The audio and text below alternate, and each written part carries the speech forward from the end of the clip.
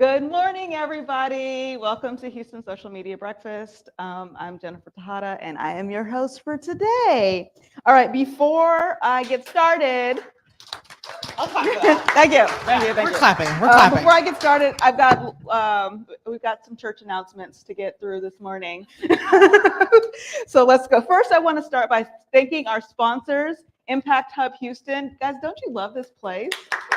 I love this place. It's a really great place to work and focus, and like they're doing a great job supporting the community of Houston and like trying to find ways to support the community of Houston. It's really a cool place to work, and we're really appreciative of being here. Oh, I'm sorry.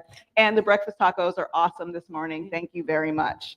The other thing I want to talk about for Impact Hub Houston is they are starting an internship program for young people that are interested in any of this kind of work. So the open positions they have is they have an events intern. So if you're into building events and you're in college, then like that's a great great position to have.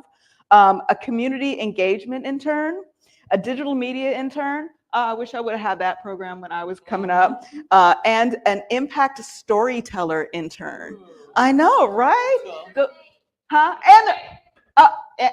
And they're paid. And I think I heard they were paid really well for interns. We love an internship and a paid internship. Oh my goodness! Like so if you know a student, if you have a student that fit into any of those areas, definitely reach out to Impact Hub Houston. The application deadline is March 18th. So get your applications in so that you can join this internship program. That's awesome. I know, right? Yeah. I would like to be that intern. Yeah. I might need some interns. So can we work on that? As soon as they're done, they can come over to you guys. I'll let y'all train them. There you go.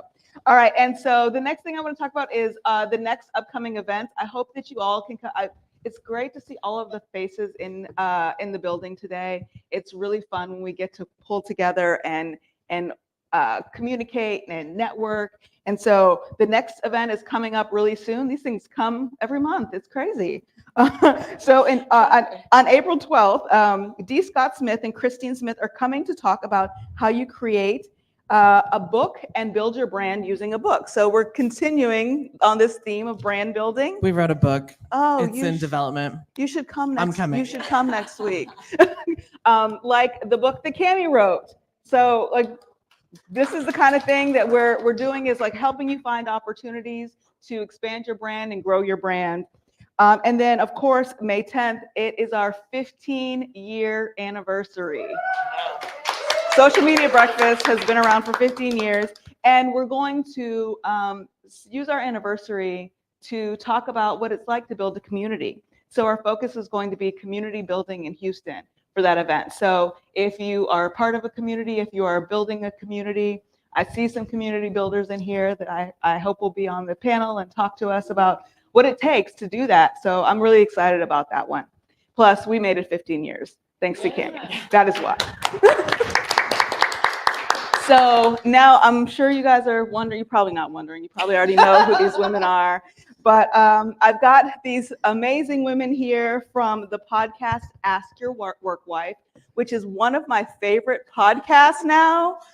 I literally listen every week because I'm going through some things, and it's like therapy. Yeah, it's like talking to a therapist because I talk back when I'm I do that too, yeah. And often it's to myself, which okay, may be a little embarrassing, but it's okay. But you know what? Just disassociate. It's fine. Yeah, sure, great. But so I want to read a quick bio. Ask Your Work Wife is a podcast for ambitious women who want more out of corporate America, hosted by Vanessa Holland. With a 15-year-long career in a resume and interview coaching, and one who is a newbie to the corporate scene. They joke that they're single-handedly closing the wage gap, which is something we need. We are. For real though, we'll give you some numbers. Yeah. It's pretty impressive. Because every week they're teaching women how to know their worth and demand it every time. Like that's the thing. I'm like, oh yeah, no, I'm not taking this crap anymore. Every time I listen. Amen. It is church this morning. I told you, church announcements. And so their new episodes drop every Wednesday. So if you're not subscribed to Ask Your Work Wife, or you've got some women in your life who need this, share this with a friend. Listen every week. It really is a good time. And I think we're at 126 right now, so you got some catching up to do. Yeah, I need to get those back episodes. Like I need to dig Start into at that. 1. It's called Quitting is for Everyone. It's really incredible. At some point, we thought about doing a dating podcast, and it was going to be divorces for everyone. So that's a vibe. Totally agree. I'd kind of be into that too. Yes. There's some stuff on the cutting room floor that I'm fishing around for. So we'll get there. I'm trying to tell you, they're so much fun to talk to. So welcome the ladies of Ask Your Work Wife. Thanks, you guys. Yeah. Thanks All so right. much. So we're going to start. We're just going to jump into this. Sure. So tell We us. love a microphone. Tell so. us more about what you built. What did you build? Jen, I love how you introduced this as exactly what we stand for, ambitious women getting more out of corporate America. And I have to say, in light of International Women's Day, we're so excited to be here and to represent women getting what they want. So thank you so much. We're so excited to be here. Well, I'm glad we're glad you're here. And to that end, I promise you some numbers. We are responsible for about $1 million, it might be $1.5 million at this point, of dollars in women's bank accounts. And that's new jobs, that's raises, that's promotions, that's increase in scope and responsibility with commensurate compensation. Nobody's doing 2 jobs for 1 salary anymore. And we're very, very proud of that. And we're just so honored to have like ambitious women just find us. It's really incredible. You talk about building community. I think we've really done that, and it's onward and upward, because guess what? Half the world's population is women. So let's go. So like the thing that strikes me about your, like, the community you've built, the things that you're talking about, is that you built it while working. Yes, we did. Well, we Every put other the work Saturday. life. And so I'm really curious to hear about like where you were both, because I know you were in different places in your work journey when you decided to build this community. Sure. That's our origin story, and we love it. Am I starting the story? Are you starting the story? Okay, great. So my parents were both like corporate America junkies. My mom's quite a trailblazer. She's the first person in her high school to ever wear pants to school. I know, just like army surplus pants and a tank top. So you were raised by a badass. Yeah, pretty much. Yeah. Okay, And like she went to her high school guidance counselor, and they were like, "Oh, what do you want to do?" She's like, "Math and science." And she's like, and they said, "Do you want to be a teacher?" She's like, "No, I want to do the math and the science." So that's the world that I grew up in. Like it was never, oh, you're only half a person until you get married. It's never, you are only going to be a mom. It was never that. It was, what do you want to do? And guess what? You have to pay some bills. So you better make sure it makes you money. Yeah. So that's kind of the world that I grew up in. And then my parents were always like helping out people in our community. So just people were always at our dining room table. Oh my God, I can't talk. I talk really fast, so I'm sorry if you have to listen to this on half speed. She usually slows me down. But I can't see her over here, so we're doing fine. So we had people at my dining room table all the time, just like asking my parents for help on their resume to get connected to jobs. Nice. Like we moved to Houston with Compaq, so kind of connected to the tech and oil and gas world that way. So that's always just been around, Yeah. So I've been doing like, add to that, like I was the kid in high school that was always like editing kids' papers before, like English papers before they turned them in the next period. So that's where I come from, and I've just always been doing it, like just as a side thing, as a favor, as a thing for friends. And then I ran into Holland in college, and we just like, I don't know how we did this, frankly. I don't think we have a memory of this. We can never quite decide when and how we met. It's just, but magic. we know we did. We're here now, so something happened. As true friends do. I agree. Yeah, it just happened. Like the universe just brought us together. And in the form of, I called Holland and was like, I need to work on some goals, and I feel like you have your shit together. So I'm going to like treat you like an accountability partner. And she was like, so I have a spreadsheet and I have a form and I have a schedule and I was like, perfect. This is great. Right. And so for the first several years of our relationship, it was just like monthly accountability calls. And through this, I was able to get to know Vanessa's huge capacity for seeing the vision for someone else, seeing their potential, seeing what they have to offer the world. And I'd seen people just be drawn to her for that. And I was drawn to her for that too. So she's coming to me for like structure, and I'm coming to her for vision. And I was really inspired by what she had to offer, because not only were we close and we were doing this accountability stuff, but around this time, I found myself at a huge kind of major life event. I had a divorce. I moved across the country. I had this little kid in tow. And all of a sudden I had to start making a life for myself by myself. And I had always lots of ambition, but I think it took a little dash of Vanessa to help me understand what I could do with that. And really the fastest way to do that was to get a big girl job. Right. Yeah. And I was doing fitness instruction. I was doing yoga studio stuff. I was doing like health coaching, like all these kind of like entrepreneurial and very interesting things. But it really just became time to be like, we need adult money. Yeah. We need adult money now. And so Vanessa's been my career coach for, don't make me cry, I was like, I'm trying not to cry over here. for like 6 or 7 years. And of that $1 million we're responsible for, a lot of it's in my bank account. Oh. Yeah, I'll give you some numbers because she won't. We took her from making 25K to 125K in 3 years.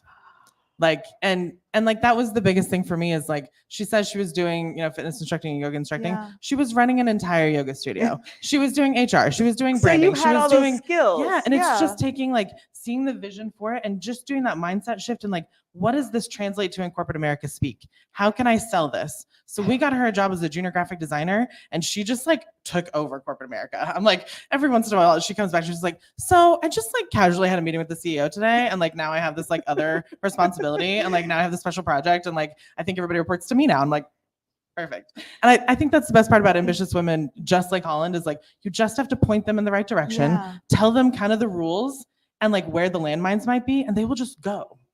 And I think that that's the power of an accountability partner. And that's the power of somebody being able to step outside of you and see what you have inside of you. And I think that that's what's so exciting about the thing that you've built is that you're scaling that model, right?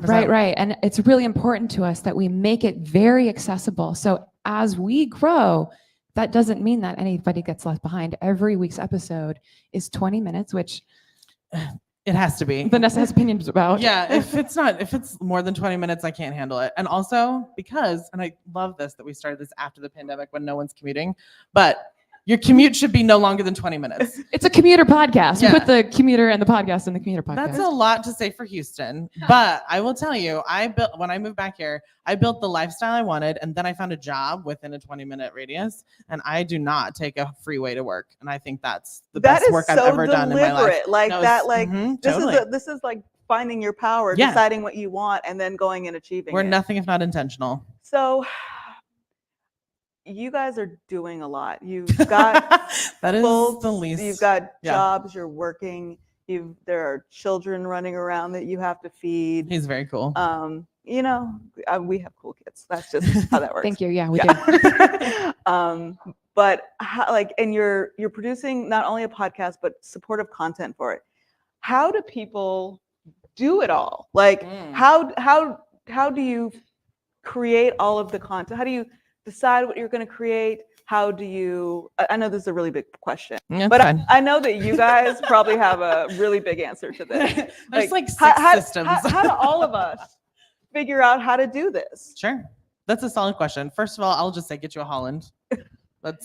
She was like, we're going to produce a podcast because I want free coaching. I was like, say less, just show me just tell me when and where you want me. So for us, we meet every other Saturday and we record 5 or 6 episodes at a time. And then that gives Holland a couple weeks to go through and edit them. So she edits it. I do social media and she edits the podcast. That's our rule. That's right. Yeah. She's like, you make me log into Instagram. I'm like, no, just give me your password. She's like, that's better. Yeah. But within that, it really came down to like the core principles of brand marketing, right? Like, who are you first and foremost? Then who are you talking to? And you have to get very, very specific about it. We're here for ambitious women. That's not everyone. There are a lot of people who listen to my podcast and they're like, it's not for me. I'm like, great. I know everything I need to know about you. When you want to change, you'll come to me. When you want something more, you'll come to me. Until that point, I don't care. Like, you can stay over there on the couch. That's fine. Yeah. But as soon as you tap into that ambition, I got you. Right. And then it really comes down to like, what are the real issues that person's dealing with? Right. The work that I've been doing in Houston at an agency, has really helped a lot with this, and it's buyer persona research, right? Mhm. And everybody kind of like tunes me out when I say that, but I'm talking like real. Oh, you're in the right room for Okay, yeah. persona research. I'm talking about like real buyer persona research. Yeah, Like yeah. these are 45-minute open-ended conversations with your most recent wins and loss opportunities, right? And you really go through like, talk to me about the first time you became aware that you had a problem, and then walk me through how you became aware there was a solution. And those two questions will tell you what are my pain points and then what are my success criteria.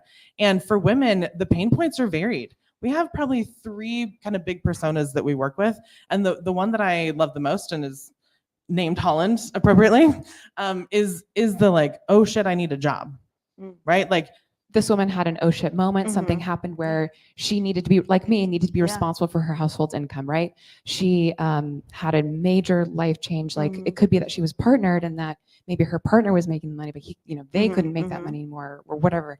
And or maybe it's a pandemic event, right? Mhm. Something major in life where it's like, we do call it the Yeah. oh shit moment. Like all the layoffs that happened in tech Exactly. last Yes. year Yeah. and this year. Totally. Yeah, that And- a lot of people had oh shit Yeah. moments. Yeah. this woman just finds herself maybe in a job and being the primary breadwinner and Mhm. has never been told that she can want more out of it. Mhm. Right now, it's just making the ends meet.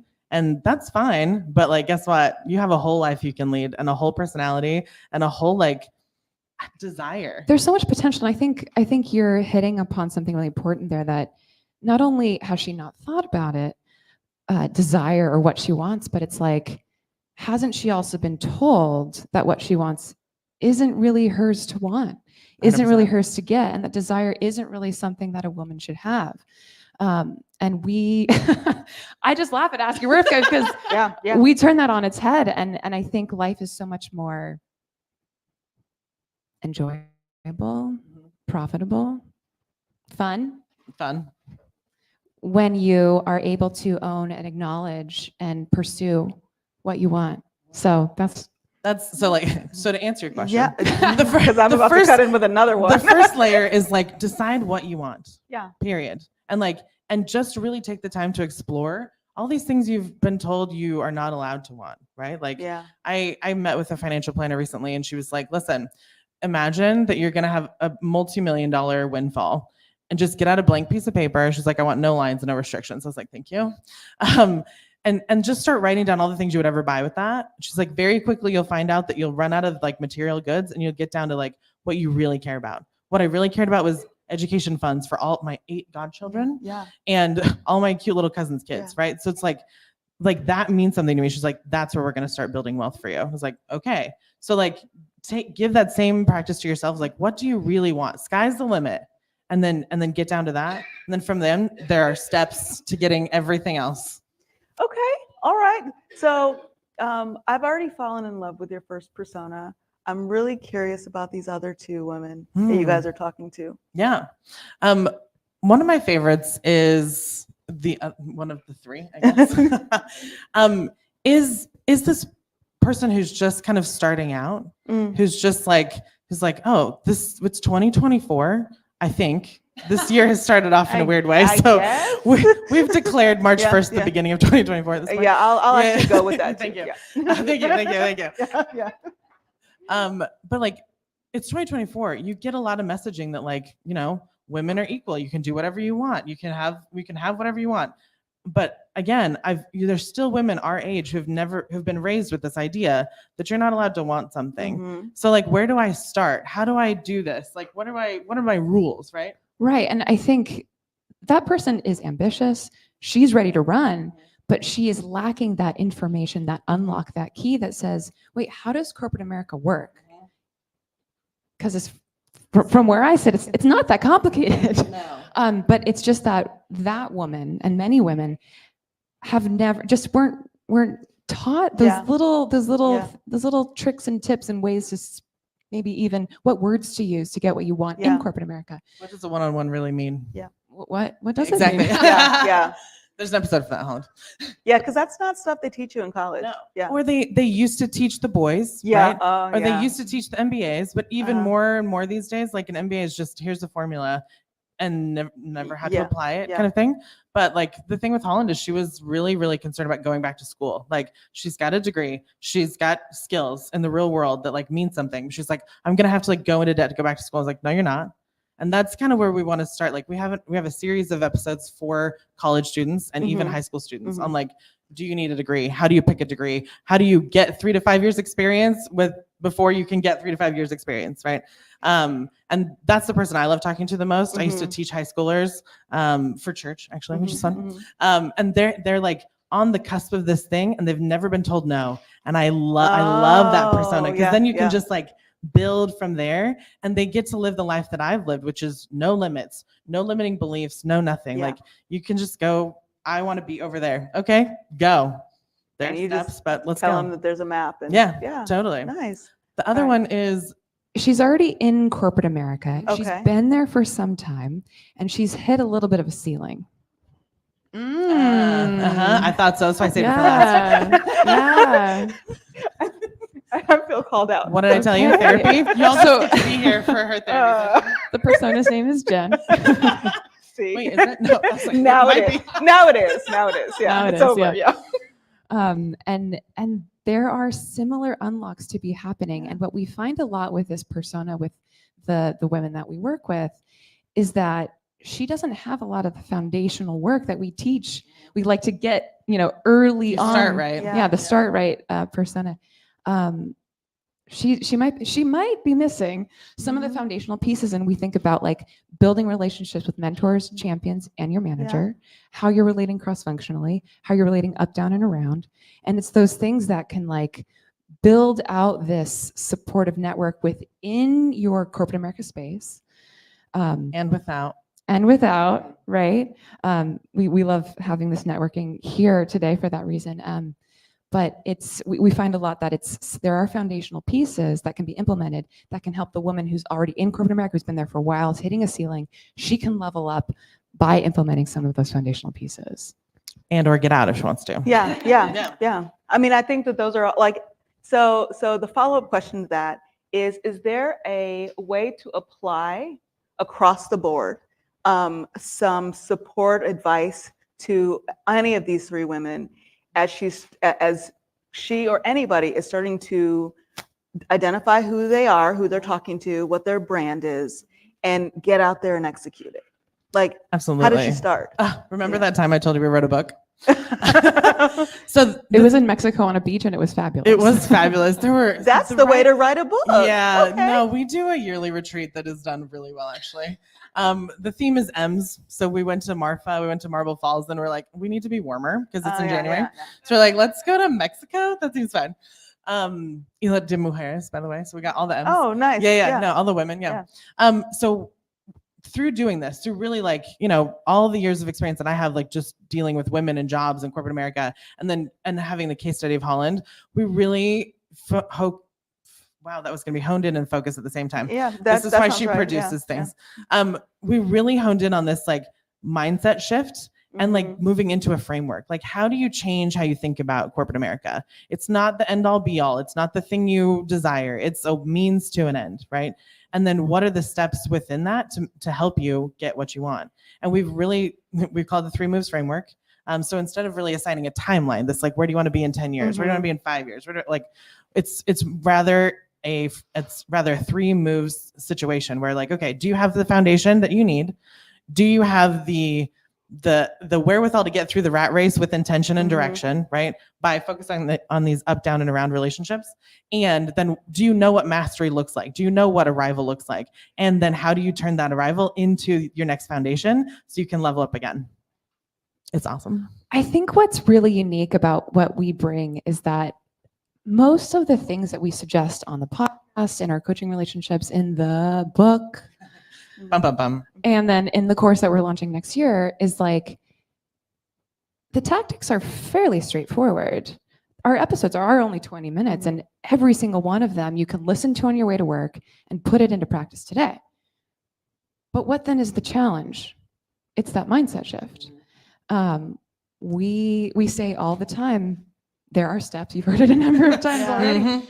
But it's also that concept that once the limiting beliefs are deconstructed today, we've already talked about desire, we've talked about changing your relationship with that. Once those limiting beliefs are deconstructed, your potential is limitless. It already was. So what you're telling me is it's not time, Mm-mm. it's not money, It's going to be money. it's It's gonna be a lot of money. it's not skill. No. Dig more into that, like, Yeah. right? It is like, this is so funny because every time we go to answer a question, I'm like, well, it comes down to whatever they want. Yeah, but like for this audience and the audience at home, like everybody thinks, okay, I have this idea, I've got an audience, I know who I am. Oh, I just realized the answer to your question is Yeah. get yourself a Vanessa. Oh, Yeah, oh, yeah. Perfect. We don't all have one of those. I know. You can every Yeah, Wednesday. Yeah, there you go. But like, I think that's the thing that people tend to think is that I want to create this thing, but I don't really know how to do it, or I don't know, I'm so busy, I don't have time, or like that costs money. But like, what does it really look like to remove those limiting beliefs so that you can actually get to the thing that you want to produce? So it takes two things: structure Mhm. and vision. So what do you think? So Holland and Vanessa. Yeah, That's what You're stuck with this, Jen. Sorry. Well, and I think it's hard to do on your own, and not that you can't, but I think having people around you, we're humans, we're social creatures, and having a system around you to support you in your ambition, I think two can go further than one. And more tactically, Yeah. since Are you doing tactics? That's weird. I know that only in a social media. Yeah, this is my only realm. Yeah. I'm sure that we will have conversations later about like what you want, and that's like an internal conversation. But as soon as you know that, here's how we build a social media situation. Yeah. And I'm just going to call it a big ass system because that's what it's turned into.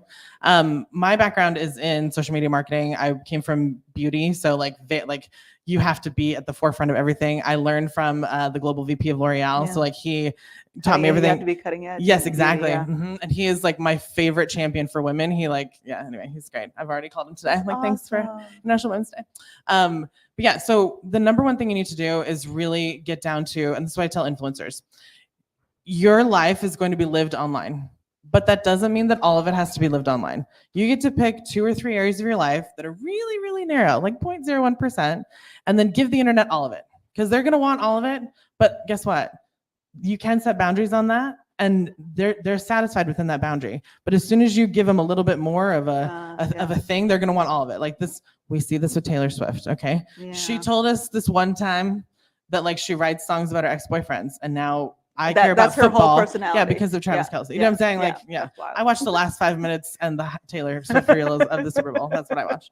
So you have to like set those boundaries early. And I'll give you an example. I used to work with a bunch of mommy bloggers, right? And a couple of them had really strong opinions about like, I do not want my child to have a social media presence before they're of consenting age to like have one. So she's like, how do I do that? I was like, well, there's a lot of things you can talk about being a mom without actually talking about your kids, period. And like, she captured a lot of content. She did a lot of things. She learned a lot of things when they were small children. And she's just started like releasing that content because they're teenagers now. So the internet's nonlinear and you don't have to do things in order, which is a benefit. But like, she kept that boundary of like, you don't know how many kids she has. You don't know how old they are. She's one of the most successful mommy bloggers in the world. And I love that. So it is super possible to set those boundaries and say, the internet only gets this. They're going to know it all the way down, but they only get that. For example, if you go to my Instagram, I tell people my real life exists in Instagram stories. That being said, you will only ever know 2 things about me: where I'm at, if it's cool. So I posted from here, obviously. And then what I'm eating. There are tacos back there, which I will be eating later, and you will see it posted, right? That's it.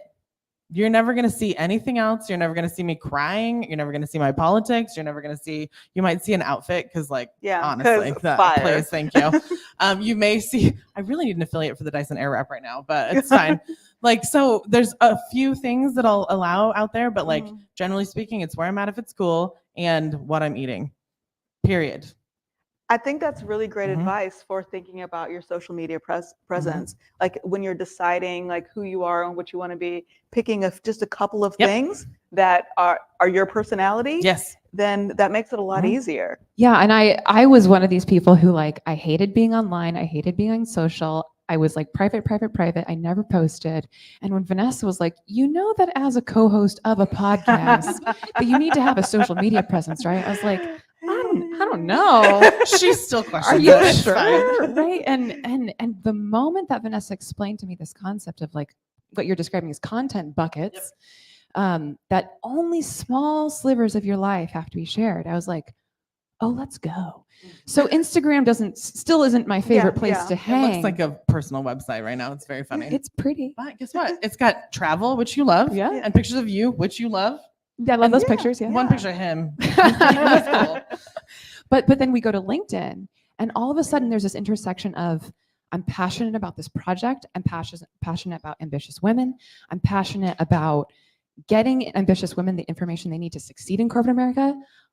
I'm on there every day, and if I'm not posting every day, I'm this is where I live, and I have no problem sharing all of my Ask Your Work Wife self, which is this much of me, right? On that platform. I have no problem with it. Yeah. It's very easy to do once you know what you want. So I'm and who you hearing are. that finding the place where you belong is important. 100%. Yeah, because Instagram doesn't have to be your jam. You don't have to TikTok if you don't want to. She used to say that Slack was her favorite social media channel. It is. Her emoji game is fire. The emojis are where it's at. She's crushing it. Yeah. But I love the idea of you deciding, okay, that like Ask Your Work Wife is the thing that I deeply care about, and that audience is on LinkedIn, and that's my platform. Yep. I feel like a couple of years ago, the message was you have to be everywhere. 100%. All at the same time. And that is daunting. Yeah. So when I have an entire other agency called Hacking Social. Hacking.social is our URL. It's very fun. And the entire premise is for social media for very small business. And So I need to point you in the direction of my best friend. Okay, perfect. Because, okay, great. Yeah. I think a lot of people need help, like that are micro businesses. That 100%, because they're already doing a lot, right? Yeah. And you don't need to be on everything. You need to figure out where your audience is naturally, what you can say that's going to make an effect there, like make an impact, and move them closer to purchase. That's it. Yeah. So on the website, it's a black page with white text. Thank you for designing it. Anytime. And it says social media is not as difficult as you think it might be. Oh yeah. That's I think that's a really important message for people who like you're wearing so many hats as an entrepreneur, and trying to figure out how to promote yourself is usually the last thing you do, but it's really the first thing you need to do. 100%. But it can be scary. So I'm going to ask a really loaded question about content. I'm excited. What about video?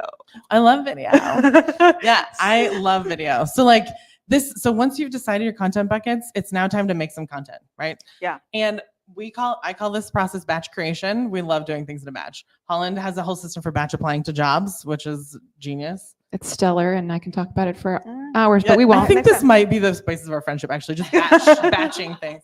So once you've decided on those content buckets, it's time to just turn the camera on, sit down with 5 different outfits, and just talk about it. And once you hit the end of one talking point, you switch outfits and you start the second one.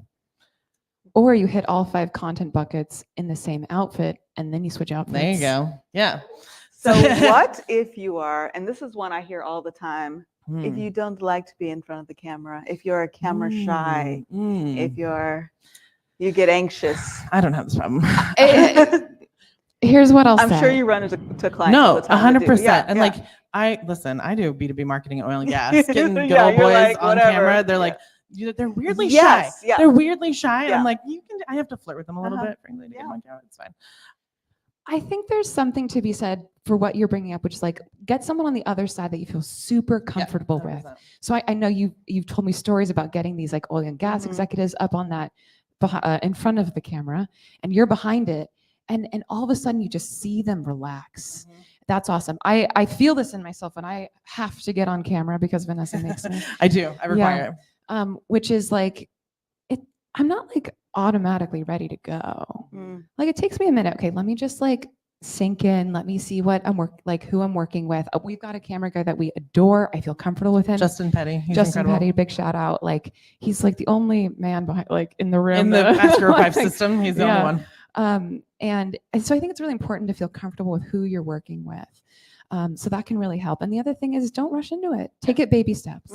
There's lots of ways to do video that don't have to be you on camera. There's benefits to having a face. So like all the algorithms, all the AI is going to recognize the face and prefer that, but you don't have to start with your face. Also, I will also tell you, authenticity and TikTok are like giving you a break right now. It's like, I roll out of bed and I'm like, this is like makeup everywhere, hair everywhere. That's And a like, good note. this is what we're doing. Like, and it's more real. Like nobody wants a curated feed anymore. They want to know what's real. Like what's really going on in Jennifer's life and what does she have to say about this? That being said, on LinkedIn, if you would not do it in an office, don't do it on LinkedIn. So I don't want any selfies of you guys advice. crying on LinkedIn. I No super dogs, don't. no kids. Yeah, no dogs, no kids, no crying. Like I don't want that. I've like, seen way too many dogs and kids on LinkedIn lately. That's what I'm saying. I'm Yeah, like, keep that on Facebook, okay? Instagram only if they're cute. Like, but yeah, so it's one of those things where like you can be like right here. Like I'm happy to like take a selfie of us right now and just do it, or you can like take video of this room and like speak while you're taking video and then do the captions option in Instagram stories. And like the captions are great. So like that's a way to do video that doesn't have to be your face if you're uncomfortable with that. Just on your iPhone, just like all those little settings that do video, all the Instagram settings, like the boomerang, the pano, the time lapse, like just fuck around with those first. Agreed. You know? No, that's great advice. And I think that like, if you're like, I think video needs to be a big part of your social media if it's not strategy. Now, because the algorithms require it. Well, and I'll tell you something else about video that's fun. So when you're putting content into, this is maybe for not a personal organic audience, but if you're doing any kind of social ads, so Facebook, LinkedIn, Instagram, you unlock different metrics when you put video out there. So you can tell like when somebody's watched to 25% of video, 50% of video, 75% of video, or 100% of video, and then you can retarget based off of that. So I use those as interest markers. So like if you've watched to 25%, you're mildly interested, you might be problem aware, you might be solution aware, but you're not ready to buy yet. So I'll retarget that and give them different talking points, different solution points, maybe throw in a case study, right? Once you're sitting there watching 75% of my video, I have you. And I'm going to retarget you with images that are heavy call to action. And my conversion rates are consistently around 10%. So video is king and you need to get used to it. So figure out how to do it. Yeah. So I know that you guys have in the last couple of months really ramped up your social presence for the podcast. Can you give the audience some inspiration, some examples of things that you've produced that you really love or that like have resonated with the audience? Yeah. Well, you know, that's exactly right. This year has been really been our ramp up year for marketing. And so it's been a big lift because we've been in production for about 2 years and then adding on marketing is just like, okay, so more. Great. Yay. Yeah. So we get together once a quarter and we talk about what are we hearing in the community? What are we hearing from our coaching clients? What are we hearing from the women that we're working with that is mattering? And we look at that on an annual basis, on a quarterly basis, and we bring it down all the way to a week by week and then a day by day. And it seems like a lot, but once you know what the problems are you're trying to solve, the solutions that you're offering, and where you're talking to those people. So we talk in Instagram, LinkedIn, and email. And even within those channels, like LinkedIn newsletters, right? Oh, and that. And then LinkedIn Live. Like I have a whole calendar of LinkedIn Live coming for the rest of this year, once a month. You get me on it. It's kind of fun. And then within each platform is our specific channels that do different things. So we're adding video to every single episode. Nice. So we actually have to look cute for every episode now rather than athleisure. It's tragic. Honestly. But like only those from like the neck up. Yeah, though. right. Yeah, exactly. That's true. We cropped it very well. It's cozy socks and leggings from the waist down. Thank Leggings you. everywhere. But those are only like we're not doing a full video podcast ever. What we're doing is using that for social shorts, going in interest-based algorithms. So that is an acquisition channel, period. So like I think what's really she just said acquisition channel as if that meant something it to people. means something like you're in the right room. It does. It meant something to me starting this year. I was like, oh, got it. But like every channel does serve a purpose. Yes. Yep. When I'm on LinkedIn, I'm speaking to people who are new to corporate America like me. That's where my expertise lives. Vanessa doesn't speak to newbie corporate America. No, sorry. Girlies. Like she's not giving like, okay, here's how to schedule a meeting with your manager. She's not doing that. I'm doing that. That makes sense for me. That makes sense for me as a content bucket, as a representative podcast, and for that channel. But I'm not doing that on Instagram. And once you've got that, like we've done some. If you want the real tactics on this, I can put you together a list and you can share it with everybody for social media. We'd love to. Yeah. Once you get your content content buckets down and your batch creation down, it really is just like get it out there, get it scheduled. We touch social media maybe for like a couple hours a month, so it doesn't take over your life. Yep. And having that out there just allows you to, one, not think about it, and two, make real connections. So we both have situations recently where I have a friend who I met probably 10, 12 years ago, Mhm. who she came to me and she's like, hey, I have a question for you. It's about marketing. You talk about marketing a lot, and I think you might have a solution for this. So we've signed 2 contracts that are 5 figures a piece. For one, for me to just consult with her on her startup, Mhm. and the second one actually to like be in development with her programmers Nice. to do the like automated marketing planning side of their software business. And that's incredible. Like Just by Yeah. talking about the thing that you know. totally. Yeah. And I even asked her, like, after we got the contract signed, as a good marketer, I was like, so how did you get here? She's Yeah, like, of course. listen, I'm never on social media. I was like, okay. She's like, I'm never on LinkedIn. I've logged in twice, and both of those times I saw something from you and you were talking about marketing. So when I was sitting in the boardroom with all the investors, and they're like, we really need somebody for marketing in this room, immediately I was like, I got to call Vanessa.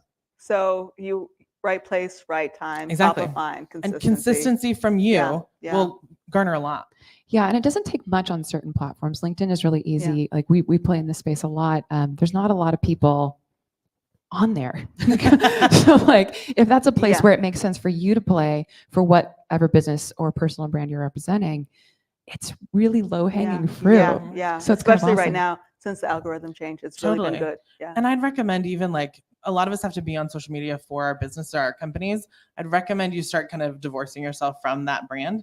So like maybe every other post, you put your Mhm. own stuff out there. You're not just focusing. Like I have a friend who is a big 4 in town, right? She came to me with this question. She is a powerhouse. And she was just like, should I be only doing stuff for my company? I was like, girl, no. Like Yeah, you're you gotta incredible. become who you are. Yeah, you're an incredible personality, and like she's just got like such a brand, and I love it. But she's always attached to her company's logo. I'm like, they don't need help. They're a big 4 accounting firm. Like, you got to do you. Well, and it's not helping her. It's not. She wants to get out. Right. And I think the thing about seeing these like either high producers on LinkedIn or elsewhere where it's like all they talk about is their company, or on the flip side, they're never their brand is not alive because the only time they post is that layoff post. And you're like, oh, the only thing I heard about you. Yeah, and it's don't so do it. tragic. It's so tragic. Yeah. But But- if the only thing I heard about you in the last 3 years is green circle, #open to work, that's not engendering any Ooh, confidence that in your expertise and what I might be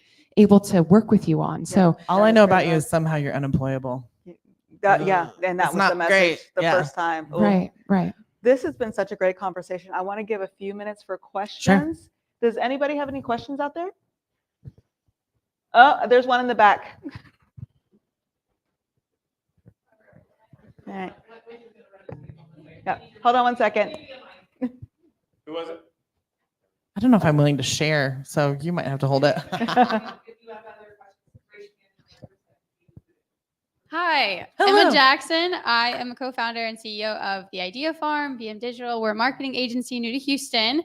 So here's my question. Do you ever work with women, ambitious women that find themselves in a place of leadership that didn't come from a structure like Oh, corporate good America? question. First of all, you had me at do we work with women? Yes. Yes. And then ambitious women? Hell yeah. Yes, 100%. We take on personal coaching clients. We have had like workshops with people. We have 10 hours of content, Justin, God bless you, of a course that's coming out next year. We have a kind of friends and family cohort that's starting this year. So if you'd like to do this course, you consider friends and family. Oh, You just asked about people who are finding themselves in leadership positions without the structure or the pedigree of what one might expect for that role. I give you Vanessa. Vanessa's resume looks like it's like a treasure map to some, I don't know, but like it's your turn. but like, in fact, I had somebody reach out to me who was like, do you need help figuring out what you want in your career? I was like, I don't actually, but thanks for playing. I'm insulted slightly. But like what I want in life is to actually not be in corporate America. And my favorite thing in the world is to like see a problem and go build the structure and then work myself out of a job. My cousins make fun of this for me constantly. Like, why do you do this? Like you could hoard a little bit and like keep your job, like just do things for job security. I was like, that's not my jam. Like I want to build structure behind me and then get out. So I call it learn and burn. Like I just want to like learn how to do things and then like use that to get the next thing. Oh, I like that. Yeah. I So like that. I'm like, in fact, I just had an interview the other day because sometimes we interview just for content. With a brand here in town. They're like, we really need to set up our social media. I'm like, yeah, you do. It's sucking. But I will give you like 1.5 years and I will set this up for you and then I will train 2 people behind me. And they were like, oh, that's what we want. I'm like, I know. Yeah. So yes, 100%. And like, there's lots of ways to do it. So Awesome. I'm whatever you want. Come talk to me. I got stickers Okay. and I got business cards today. Yes, sir. Yeah, we have one more question in the back. Go for it. Yes, thank you. Can you guys hear me? Yes. My question is, how can men, we can let women know at the workplace that we are supporters, that we see you, that we're here for you without making it weird? Yeah. Great question. Sure. Yeah. My favorite feminists are men. That's it. I've been the beneficiary of a really incredible father, really incredible cousins. I don't have any brothers, but might as well win the cousin category. And just like always having been working in male dominated fields, so law, journalism, oil and gas, marketing, I could not be here today without the champions in men that I found in the workplace.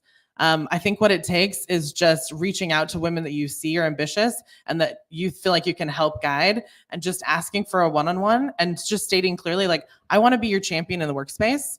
And this is what that looks like to me. Or I'd like to be a mentor for you, and then set up a structure. So like, if you're just kind of passing each other in the hallway, it gets weird. But if it's a very clear, like, I've recognized your good work. Here's a couple bullet points that I've been seeing. I would love to like help you get further in your career. I would love to help you do this. Can we set up some regular meetings whereby I can understand what you want and then help champion you in rooms that you're not allowed to be in?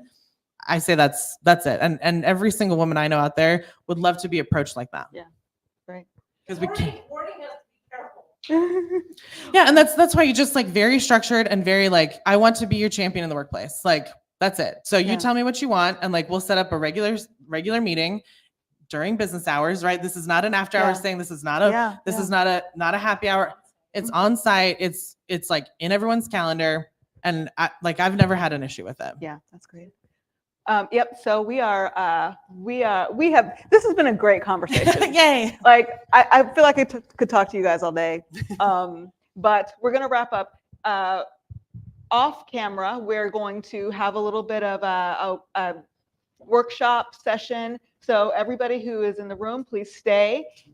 Also, Holland and Vanessa will be here for a bit. So if you have any other questions, you can definitely ask them. But after this, we're doing QPM. So we want to hear from you on what you want to hear about in the next quarter. See, perfect. That's for you came at the Q3. right time. Q3, yeah. All right. So thank you all for joining us. I want to give one more thanks to our sponsors at Impact Hub Houston for this. We really appreciate it. And we hope that you can join us if you're in the Houston area in person next time. But thank you very much. And I hope that everybody has a great day. And everybody in the room, stay around, and I will stop and kind of describe the workshop session we're about to do.